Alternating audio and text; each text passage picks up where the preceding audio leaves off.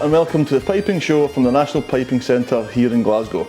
My name's Finlay MacDonald, and this week I'm going to be having a chat with Alberto Laidlaw. Now, a lot of you may or may not know Alberto. I've heard of Alberto, but he's been the commercial director here at the National Piping Centre for going on 25 years, so he's got a vast knowledge and experience of the organisation, and it's apt that this is his actual last day of work for us. He's retiring, and I'm looking forward to having a chat with him and just finding out about how you got started with the Piping Centre and how he's seen it change over the years. If you do like your content here at the Piping Show, please like and subscribe. And at the moment we're running a YouTube competition to increase our subscribers. So if you do subscribe, you're a new subscriber, you will be entered into the prize draw. The prizes are 3 online passes for Piping Live, the Glenfiddich Piping Championships, and 3 £50 vouchers for the Piping Shop. So please do subscribe to the Piping Show. The competition is also available to our current subscribers, and 3 winners will be picked at random over the next few weeks. Now let's go to Helen Urquhart for the news. The inaugural Ardmore Invitational competition took place in Waterford, Ireland on Saturday the 25th of February. This event was won by Conor Sinclair. The National Piping Centre's February Piping Challenge finished yesterday. You can re-watch all of the videos over at our Facebook page anytime. This Saturday, the 4th of March, the Euston Barra competition returns for the first time in 2 years. It's happening here at the National Piping Centre, McFater Street, which is a change of venue, so please make sure you come to the right location. If you'd like to find out more information, head to the Glasgow Euston Barra Facebook page to find out more. Help us get to 2,000 subscribers on our YouTube channel through our competition. We have 3 prizes to give away. You can win a Piping Live and Glenfiddich online pass and a £50 shop voucher. All you have to do is subscribe or already be subscribed to our YouTube channel, and we will pick 3 winners at random once we've hit 2,000 subscribers. Any likes and shares that you would also like to give us would be most appreciated. This week, Alberto Laidlaw retires as the Director of Administration at the National Piping Centre after 25 years. We would like to thank him for all of his hard work and commitment and everything that he's done for us here at the National Piping Centre. Hello there. I'm coming to you today from the Piper's Tryst here at the Piping Centre. Be sure to come in, see us, have a coffee, ask for me. We can get a catch up about some of these histories. Speaking of, today I'm talking to you about this. This book is Helen Urquhart's favourite bit of piping history in the National Piping Centre. And what this book is a record of all the winners from our junior competition since its inception in 1996. I'm also proud to say that the National Piping Centre's junior contest has run every single year since 1996, including during the pandemic. We weren't obviously able to run it in person during the pandemic, but we did move it online.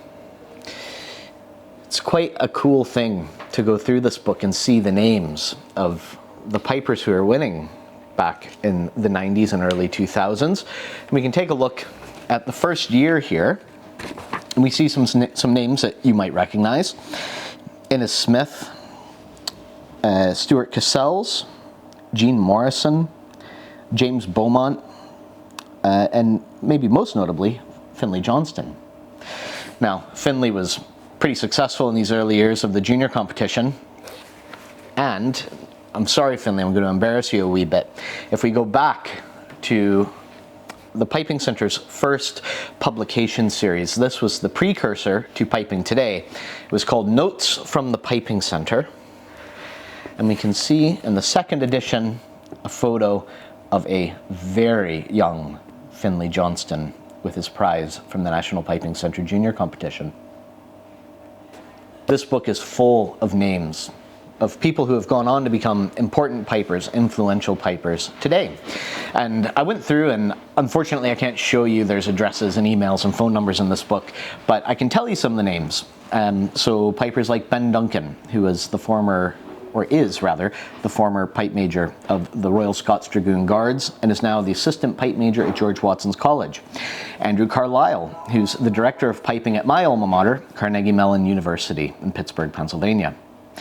Alistair Henderson's in here, gold medalist pipe sergeant of Inveraray and District Pipe Band, along with Callum Beaumont, hugely famous solo piper, and now a piping instructor for Dollar Academy. Claire Linus, now Claire Wilton, is in the book. Claire would go on to become a piping teacher here at the National Piping Centre and is now a piping teacher at Angus Council and is a lecturer in music at North East College, Scotland. I think I got that right. There are a few other employees of the National Piping Centre in this book. David Shedden would go on to become the National Youth Pipe Band of Scotland's outreach coordinator. And Connor Sinclair is a teacher here at the Piping Centre, of course also a gold medalist and a winner of the MSR competition at the Glenfiddich Solo Piping Challenge.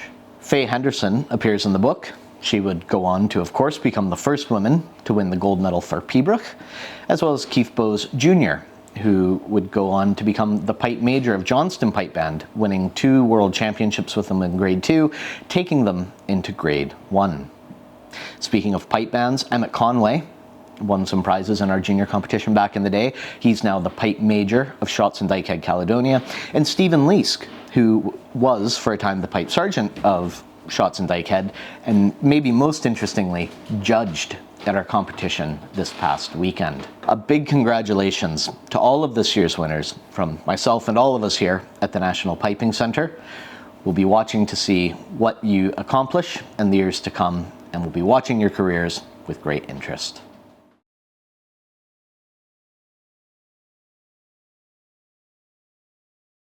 We're rolling. We're rolling. Yeah. Are you rolling?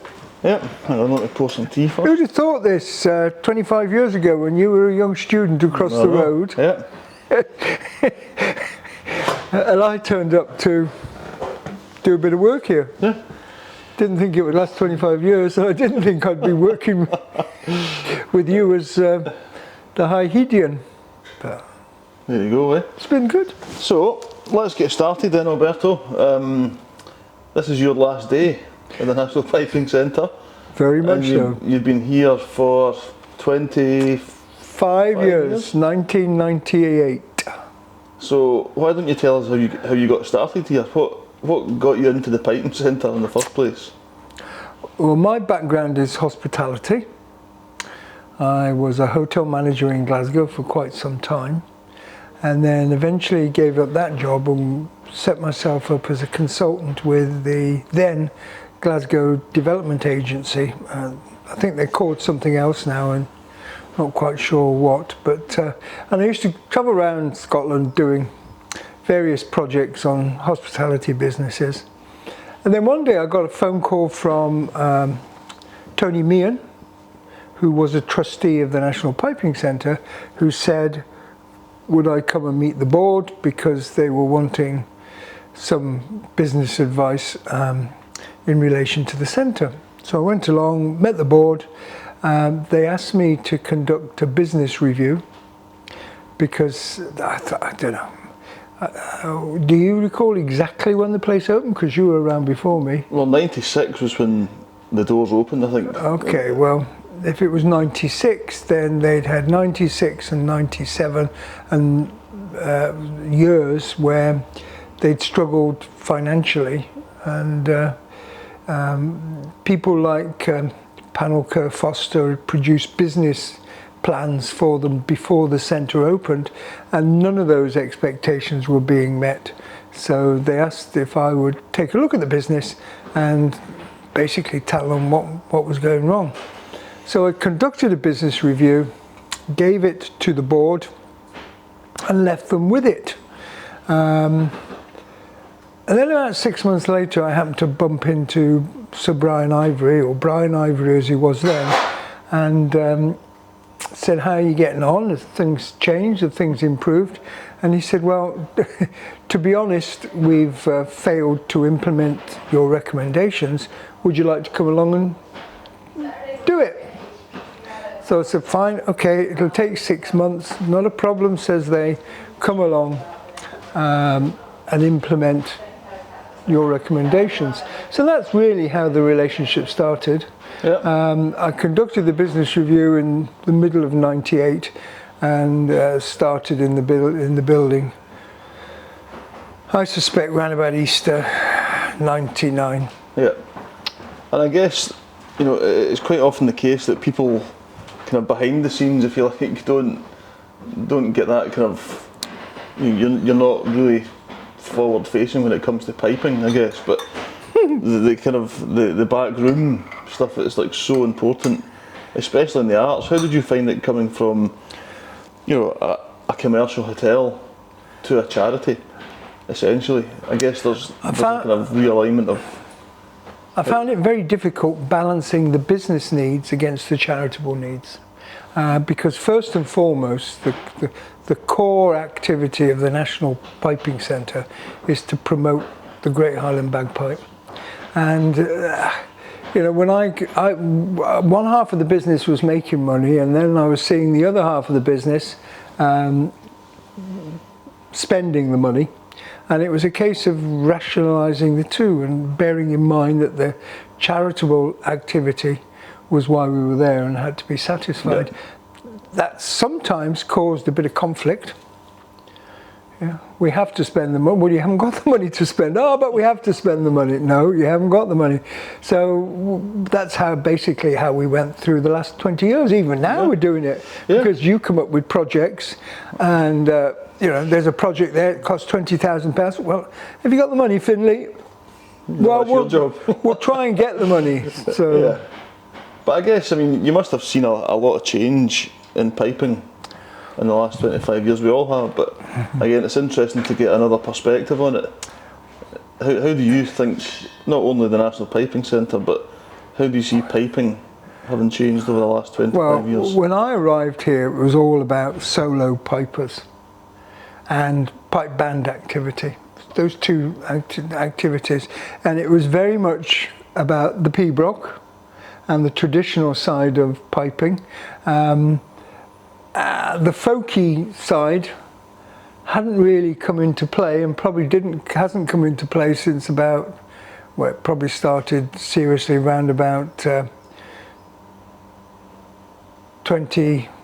Where am I? Yeah, around about 2010, and with the introduction of Piping Live, and then the folky influence became more and more relevant. There was a lot of young people came through the centre, whereas traditionally they went to pipe bands to learn how to play the pipes, and then they were influenced by the pipe band fraternity, as obviously because you fostered a relationship with them, and also with solo pipers. Come Piping Festival, it all changed. Yeah, I would credit most of it. The activity started probably round about the start of the festival, which I think, if I can think of those pictures on the wall in my ex-office, was round about 2004. That's right. So you've mentioned Piping Live. Yep. I guess yourself and Roddy were at the heart of that, starting 20 years ago. We were. How did that come about? Well, Roddy and I were the founding directors of Piping Live. We, at that time, when the Worlds came to Glasgow, there was various bits of activity around the city. So the National Piping Centre had its recitals at lunchtime. Glasgow Sky Association had a major concert, which they still do. The old College of Piping had activity up in Otago Street, and we thought, well, wouldn't it be a good idea if we, now that there's a degree of critical mass there, if we promoted it? The Todd, Todd as well, Willie McCallum sing at the Todd Bar, and all we actually wanted was a brochure that we could distribute. And the internet hadn't really taken off to any great extent, but we needed a brochure that we could distribute. So Scott Taylor, who was the chief executive of Greater Glasgow Tourist Board, he also used to work for me in a previous life. So we went to see him and said, Scott, any chance you can give us some money to produce a brochure? And that discussion seeded the idea of a festival. So Roddy and I went to visit Event Scotland and asked them for some money. That was hard work then, because it was a new festival. Nobody knew how it would take off. We went to Event Scotland. they said, we'll only give you some money if Glasgow City give you some money. So we then went to Glasgow City, and I think in that first year we had something like £40,000 from both organisations, which gave us £80,000 to run a festival. We then thought, well, that's not enough money, we need a sponsor. So we went to speak to William Grant and Sons and said, any chance of some money for the festival? They very kindly supported us, and they have done every year since. So for the last 20 odd years, William Grant and Sons have been pumping money into Piping Live. With that comparatively small budget, I think it was £120,000, we then ran a festival. And I can remember you standing on a stage that we put in George Square. Can you remember that? First year, yep. First year we had a stage in George Square. There wasn't much else in George Square. We had a stage and we had a retail strip of stands. But I can certainly remember you on this stage. And that's how the festival started. Yep. Since then it's grown from strength to strength.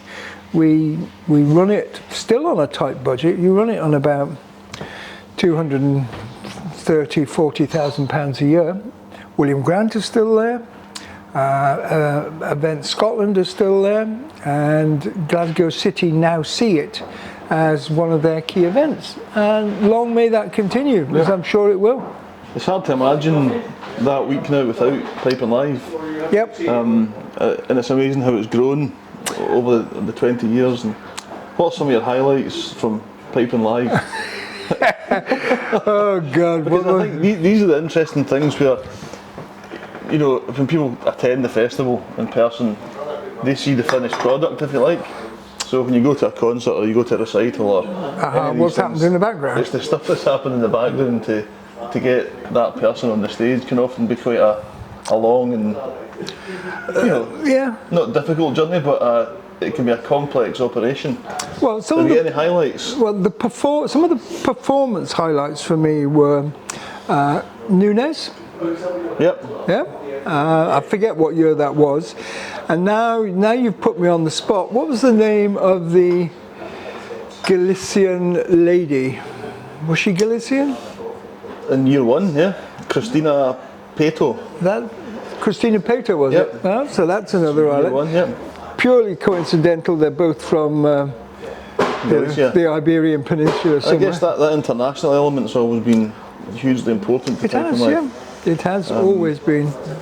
And I think, you know, for the kind of wider piping culture, bringing international artists to Glasgow that week is such an important thing, because the amount of people I've spoken to who maybe aren't into piping, but they come along here or to George Square or wherever the concerts are, and they had no idea that piping isn't Scottish. You know, there's pipers from Bulgaria, Hungary, all that kind of stuff. So I think it's been hugely important, not just for piping, but the kind of wider cultural landscape. In telling the world how piping exists in almost any culture, or every culture, and I think that's really what hit home. Well, I was at a meeting with you during the week, and you were talking about circular breathing, and was it the Sicilian chap? Yeah. Who, because they don't have bags, they use their cheeks as bags. Sardinian. Yep. They use their cheeks as bags, and I'm just amazed how they do it. I was amazed when I saw you do it. Didn't realise you were that clever. So it's been a real pleasure working with you and getting to know you more, certainly over the last couple of years. What's next for you? What's your plans for retirement? I'm going to fish a bit more. Mm-hmm. I am going to ride my bike a bit more. With power?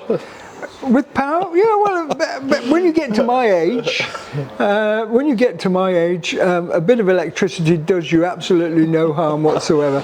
And my Orbea again, it works on the principle of just enough, so it's just like somebody giving you a shove in your back when you get to that hill.